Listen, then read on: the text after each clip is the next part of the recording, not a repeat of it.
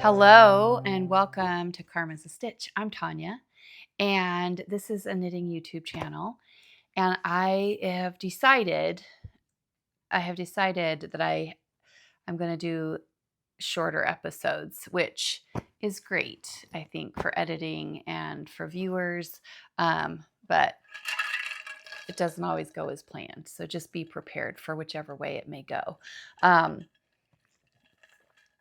I recently went on a road trip, and at the end of my last episode, you would have seen that I grabbed, and I'm going to hide, it has a curse word on it, so I grabbed this project off. I grabbed this project off of my whip wall. And this was the project that I grabbed on a Sunday morning as I headed to the airport, February 1st. And I knew I wasn't going to have a whole lot of knitting time on this trip. Now, if you're new here, something you should know is I've rolled the dice for years. And when I say I've rolled the dice, I have a dice app on my iPad. I have cubbies that I say, I call it my whip wall. And so each cubby is represented by a dice number, and I roll the dice and the dice decides what project in which cubby I work on. I work on it for a week. I share it with you guys. And I decided that some of these projects have been on the whip wall for a really long time because I only work on them for a week. And so I had a friend of mine come to my house. She took all of my projects off of the whip wall, prioritized them, looked at them, and decided which ones I was going to work on in what order. And she put them in order for me. So I grabbed the first one. She put them in order. So the first one in the first cubby I pulled, I worked on second, third, all the way through all of my cubbies. So this project bag was the second one on the whip wall. And as it turned out, when she set all this up, I didn't know I was going to be making that road trip. The trip that I was making was going to be very unexpected. It was not planned, but I was flying from Idaho, which is where I live, to Alaska, which is where I'm from. And I was getting into my brother's vehicle with his two dogs, and I was going to drive his Jeep from Alaska through Canada to Boise, Idaho, which is where I live. And I was very excited about this trip, but I didn't know I was going to be making this trip. I knew once I realized it, I knew I wasn't going to have much knitting time. So when I pulled this project off of the whip wall, I was like, what a perfect project for a road trip. So the project that we are talking about is called the Wheat Scarf, and it's by Tin Can Knits. And if you've been around here, you'll know that I've made one of these before. Let's see if I can find a picture of it. I've made one of these before, and the one that I made previously, I wanted to make it longer than what the pattern called for. So here's a picture of it.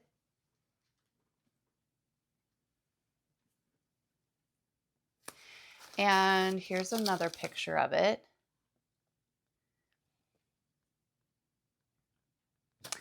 So I knew that I wanted to make it longer than what the pattern called for.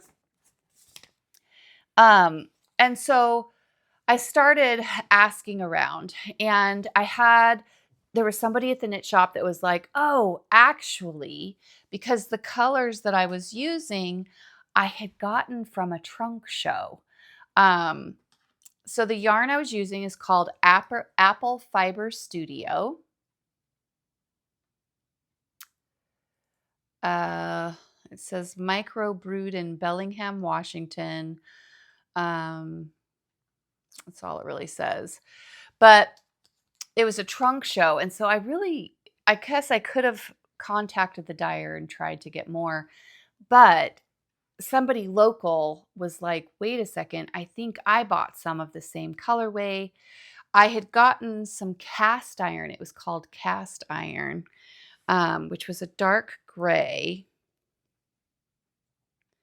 Let's see, I'm trying to separate it. And I held it double with some mohair. So I had this cast iron, and it was a sport weight. And I held it double with some mohair that was called Fuchsia Basket. Now, I ran out of the cast iron sport weight much faster, obviously, than I was going to run out of the mohair.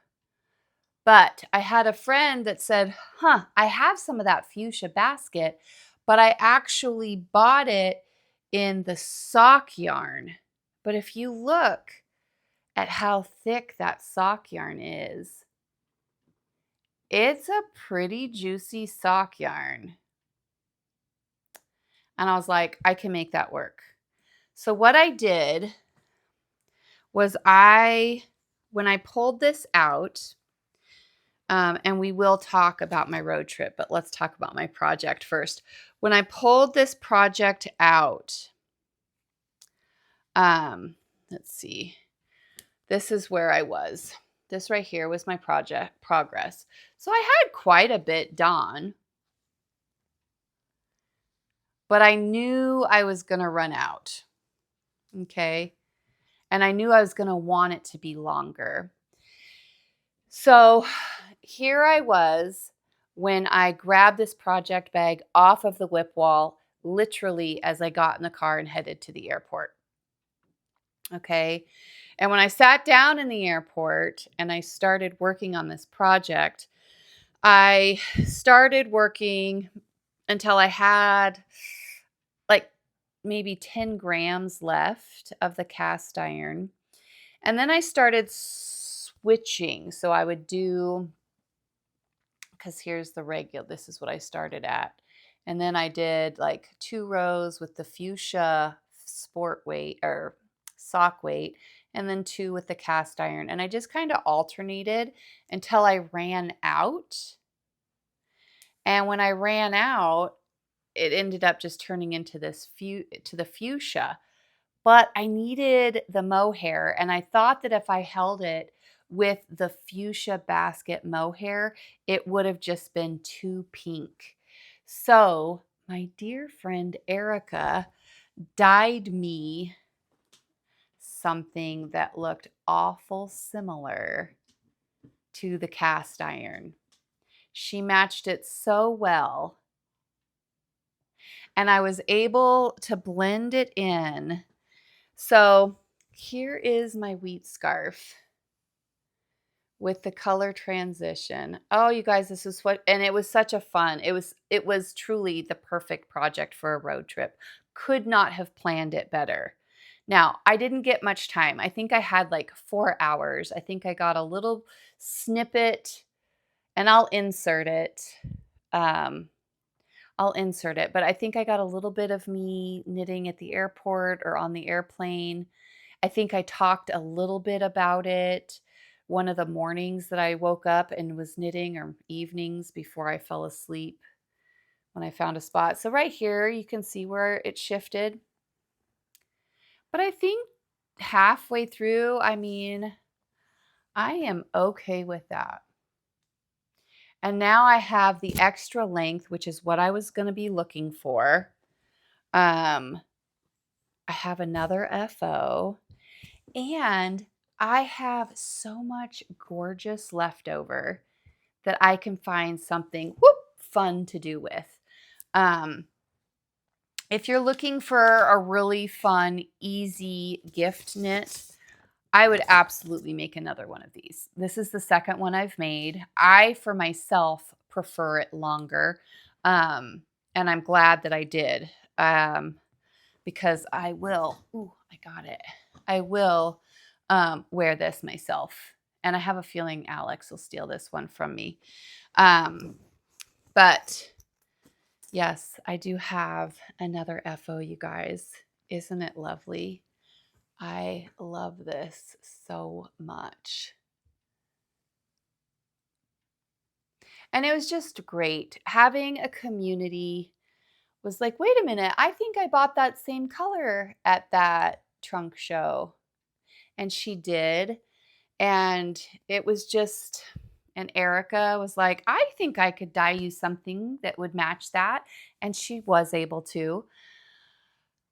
But let's talk about this road trip. So I knew my brother was flying here and I was flying to Alaska to get his vehicle to drive through Canada. And if you're not familiar, driving through Alaska or Canada, it's where I was born and raised. I wasn't stressed about the roads. I wasn't stressed about the weather. I was confident in my ability to recognize if it's unsafe, I'm going to stop. I wasn't going to push myself to do something that was unsafe.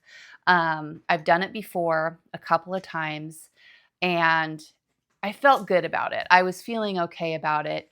I was more concerned about leaving my kids here, is really what my concern was. And so I had this window of time that I knew I had to leave on this day and I really needed to be back by a certain day. And I got to the airport on February 1st and I go to check in on my phone because I'm literally taking two bags. I'm taking a bag that had my knitting and a couple pairs of clothes because my mom already had all my winter gear ready for me packed in the car I was going to be driving. It was a Jeep. And then I had a duffel bag full of like snacky foods for the car ride. And um and my app wasn't letting me check in for my flight.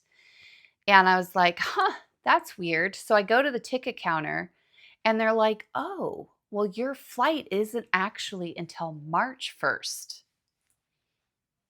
Yeah, when I made the reservation, I had accidentally made my reservation for March 1st. And we had pet certificates that are only good for 10 days for travel. I mean, everything was lined up for this 5-day window for this road trip. And I was like, "Oh my goodness. Oh my goodness. How I have to figure out like what is it going to cost me to just fly today because I have to make this happen." And the guy at the counter was so lovely. And he was just like, let me just see what I can do. He got me on a flight that actually only left about 19 minutes later than my original flight. It got me into Anchorage, Alaska earlier than my original flight was getting me into Alaska. I got up there. I got to see my mom. I got to have coffee with my stepdad. I got to see my dad. And I started the road trip. Um, I did see some wildlife. I saw rabbits, I saw deer, saw fox, I saw bison, saw caribou, moose. I will put some videos in of that.